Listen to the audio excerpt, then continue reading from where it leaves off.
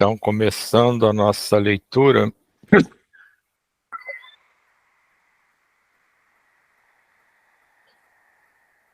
todos entenderam a lição de renúncia a que Francisco de Assis se propunha e a necessidade de liberdade de todas as peias humanas para ser somente escravo do Cristo, nosso Senhor. Todos entenderam o porquê da obediência de Francisco ao Papa Inocêncio III, obediência sem conivência, a fim de ganhar as ovelhas perdidas, tudo fazendo para que o Evangelho de Jesus ficasse em evidência, com o amor puro que pudesse sair de seu coração. Frei Paulo fez longa explanação do texto lido, que encantou a todos os presentes, e a família de Simeão ficou arrebatada com aquele convívio espiritual. Assim, foi aberto o primeiro culto no lar, na cidade de Riete, pelos franciscanos. E Francisco, ao terminar a conversação evangélica, ofertou a Simeão um pergaminho de luz, dizendo: esta deve ser a semente plantada em teu lar, para que germinem todos os outros dessa cidade de Deus, que nos acolhe. Louvado seja nosso Senhor Jesus Cristo. Amém. E começamos um novo capítulo, Francisco e o Papa. Né, só rapidinho aqui, voltar aqui nesse finalzinho que a gente leu, né, a entender a obediência sem conivência, né, aquela coisa que às vezes a gente não concorda com alguma coisa e acha que tem que rebater, tem que explicar, tem que impor a nossa forma de ver. E ele mesmo não concordando propriamente com o Papa, ele reconhecia a autoridade do Papa dentro de toda aquela instituição que era a Igreja. E se aproximava dele, aquela coisa de quem são meus amigos, quem são meus inimigos, então não vou me aproximar de um e me afastar do outro. Vou estar próximo de todos, porque assim, como ele diz aqui, ele tinha a possibilidade de alcançar almas, né, ovelhas perdidas, que estavam no momento em desarmonia, ou desatenção, ou em descuido, que a presença dele ali, mesmo suportando algumas inconveniências, possibilitava esse resgate. E vamos a Francisco e o Papa.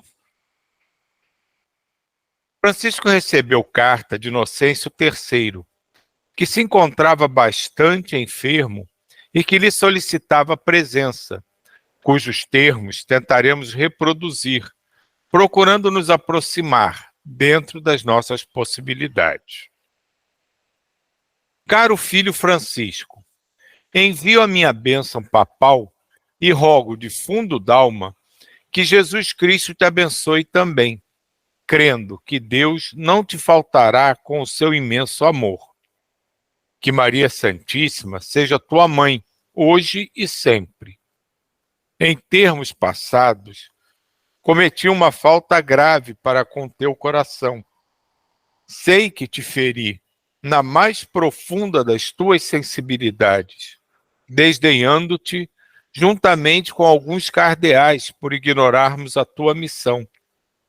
Fomos contrários à tua ajuda em favor da nossa igreja, que trilhava, e por vezes trilha, por caminhos perigosos.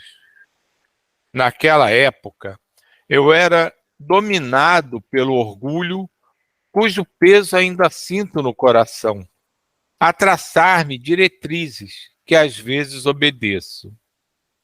O caro filho, que muito prezo, deve saber o quanto é difícil alijar do peito que ostenta a autoridade a prepotência, a vaidade e o egoísmo. Se nos afastamos das chagas do leproso pelo receio do contágio, é porque ignoramos a calamidade que existe dentro de nós. E eu, sendo o pior, confesso ser leproso por dentro. E em certos momentos, tenho vergonha de mim mesmo. E confesso isso agora, abatido pela velhice e pela doença. Francisco, tu és feliz pelo que és, e decidistes ser no panorama do mundo, o teu interior se mostra por fora.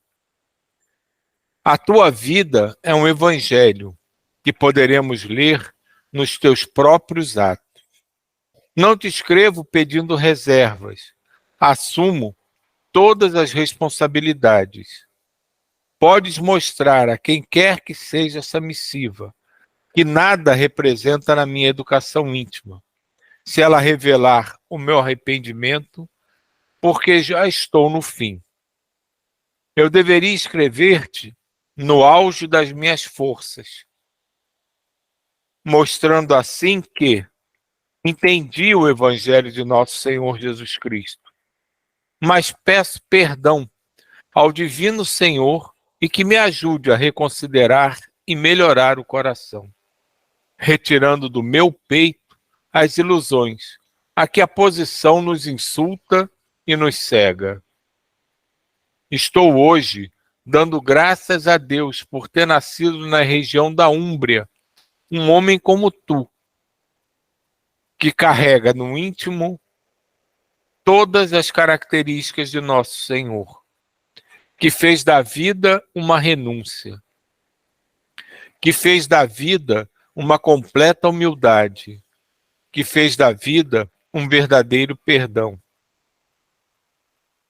Foi vendo e sentindo a tua vida, Francisco, que comecei a compreender o que é o amor e o que significa amar o próximo, nos termos do Evangelho.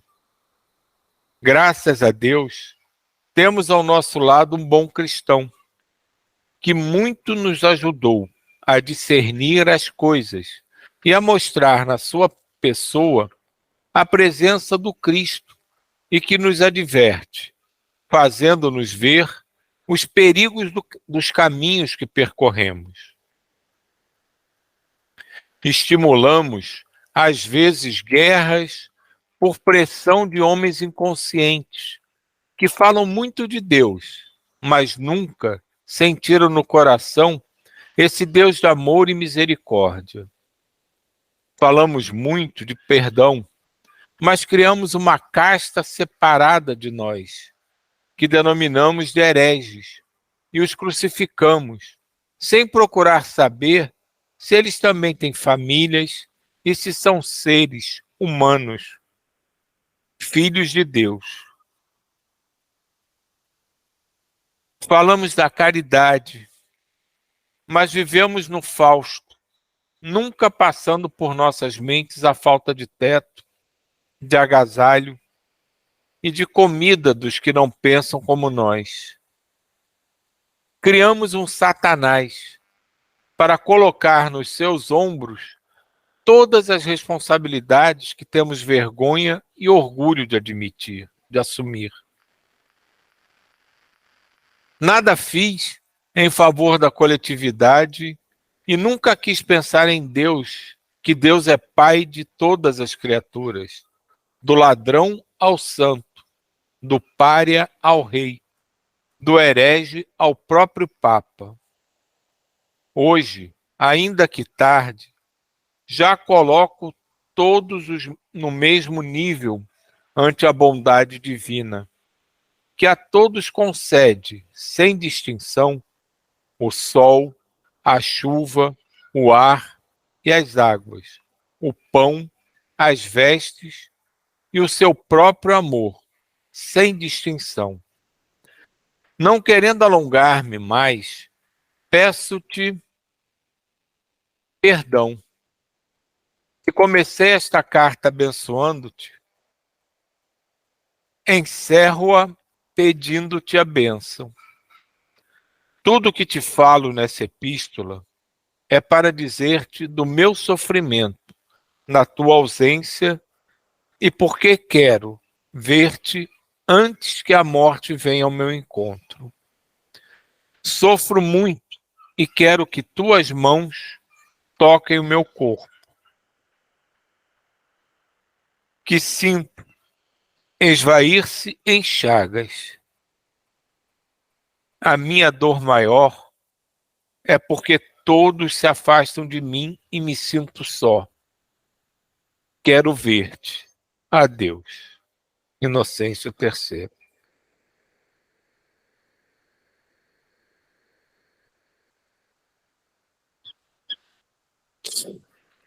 O Poverello de Assis não se esqueceu. É, eu queria fazer um questionamento assim. Na carta é, é, aliás, essa leitura, esses últimos dias de leitura do livro, eu venho pensando muito no seguinte: a gente, vou falar assim, a gente separa muito o bonito do feio, né? O bom do ruim, a gente faz essas separações.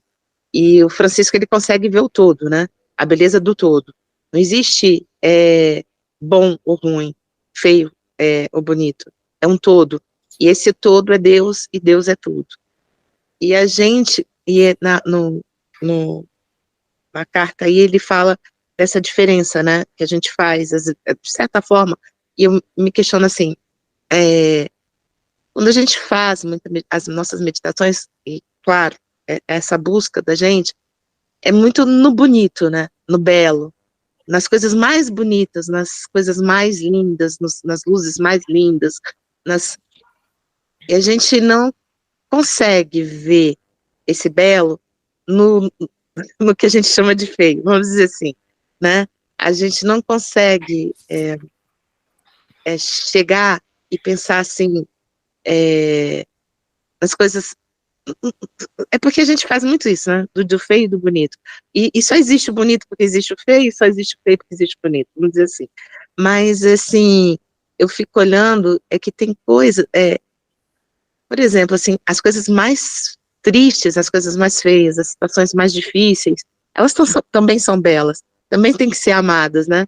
Também tem que ser, a gente tem que desfrutá-las, vamos dizer assim, porque é importante. Só que a gente não consegue, né? A gente ainda tem essa distinção, a gente não consegue ver e nem sentir paz. Não sei se vocês vão entender isso. Dentro desse caos, né? A gente não consegue ver isso. E a gente é uma luta, né? A gente questiona as pessoas ruins, que a gente chama de ruins, a gente coisas feias, né? E eu venho me questionando muito sobre isso, de tentar ver o belo nesse feio. Pois é. Bom, na leitura, o Francisco fala em viver o Evangelho, né? E o Papa Inocêncio, ele reconhece que Francisco vive o Evangelho e que ele é o exemplo disso. Como é que a gente enxerga, como é que se é feio, como é que a gente vai enxergar a beleza no feio? É só enxergar Deus, né? Porque Deus está em tudo, e todos nós somos filhos de Deus. Então, na realidade, a gente tem essa coisa ainda comparativa, mas a beleza está no feio como está no belo. A beleza está na noite como está no dia. A gente chegar a divina providência, chegar ao amor divino que está para todos, como a chuva está para todos, como o sol está para todos, né? E irradiar essa beleza, esse amor que está em todos, né? Porque é Deus. A gente não tem que...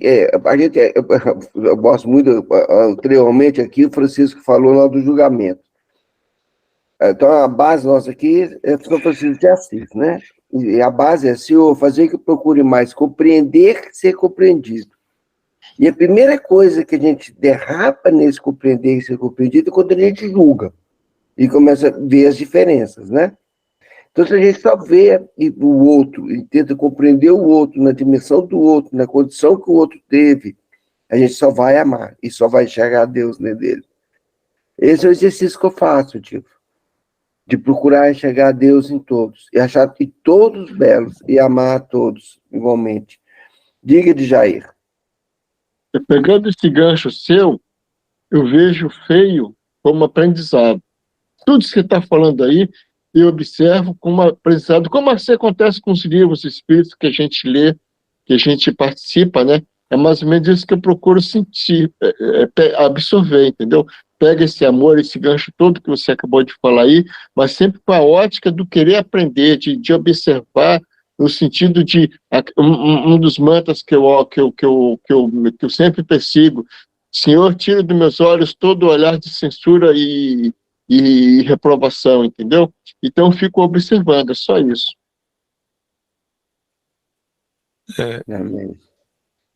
Essa coisa, Diva, que você estava levantando, acho que, de certa forma, vai incomodando a todos nós, né? Que a gente vai percebendo isso, a gente faz muitas distinções, e a gente sempre faz essas distinções baseado no que nos deixa confortável, no que nos agrada, e aquilo que não participa, assim, do nosso mundinho, é sempre mais ou menos deixado de lado, ou a gente tenta se afastar mesmo, né? A gente não consegue ter essa visão. E assim, e lendo, né, eu fui me envolvendo na emoção, não do Francisco, mas na emoção do Inocêncio, no momento que ele escrevia isso, que ele realmente abriu seu coração e percebeu todos os desvios que, apesar da postura que ele tinha, da posição mais alta dentro daquela instituição religiosa, o quão pouco, na verdade, ele compreendia tudo aquilo que ele deveria ter sido o maior defensor. E a humildade dele, conforme ele vai atingindo essa compreensão, chega ao ponto de não se importar de ser exposto como um mau papa. Ele fala com ele: se você quiser, pode mostrar essa carta para quem você quiser. Então, toda essa conscientização que ele foi tendo ao longo dos anos, né, dessa reflexão que chegou ao auge no momento que ele já está próximo de desencarnar, trouxe para ele a humildade de Francisco. Né? Eu sei que eu fiz muitas coisas erradas. Talvez eu tenha acertado algumas, mas muitas erradas eu tenho certeza que eu conduzi da forma que não deveria. Inclusive, ele relembra o próprio encontro, o primeiro encontro de Francisco, está bem mais para trás no livro. E só o fato dele assumir isso, pedir perdão, ele não está pedindo perdão simplesmente a Deus, ele está pedindo perdão a Francisco por não ter compreendido não só a grandiosidade que ele trazia, mas como um real representante, que ele era o representante, digamos, de direito, né, o Inocêncio. Mas Francisco era na verdade, ele sentiu o Francisco como representante de fato de Deus na Terra. E ele reconhece isso e a humildade dele permite que ele diga a Francisco: vai e mostre isso ao mundo, que eu estou sentado no trono, mas o que representa tudo que a gente prega, na verdade, é você. Sim. Sabe que eu estou lembrando aqui novamente da grande coxa de retalho que a gente levou lá, Diva, na escolinha, e a gente é essa coxa de retalho, o belo, o feio, né? Formando o belo, que tudo faz parte da criação, tudo formando o belo. E quando o Papa Inocêncio, depois de toda uma caminhada, gente, o irmão Francisco, né? Francisco, um dia ele fala da dor, mas para trás, né, que ele recebe a irmã dor, né? Porque a irmã dor traz uma reflexão. A dor é feia, mas olha como ela é bela. essa consciência do Papa Inocêncio vem daí, da dor, né? E da maior de todas as chagas, da consciência, né? Da chaga do arrependimento, né? Ele falou que era um leproso por dentro, né? Enquanto o Francisco estava abraçando os leprosos pela estrada da vida, ele fala que era um leproso por dentro, né? Muito rica essa leitura. Quando o Francisco beijou lá a chaga do Simeão, pode ser, né? Sei lá. Do Simeão, leproso, daquele que era bravo. E depois volta, né? E aí, quando ele vai ver a ferida, ele vê algumas coisas na ferida, como que se é, né? E tudo. E aí, a primeira tendência minha foi assim, asco, né? Coisa horrível, né? Aquilo tudo. E ali, para mim, foi muito forte nisso, porque ele vai lá e beija, né? Aquela ferida toda, né? E ali a ferida começa a se curar, né?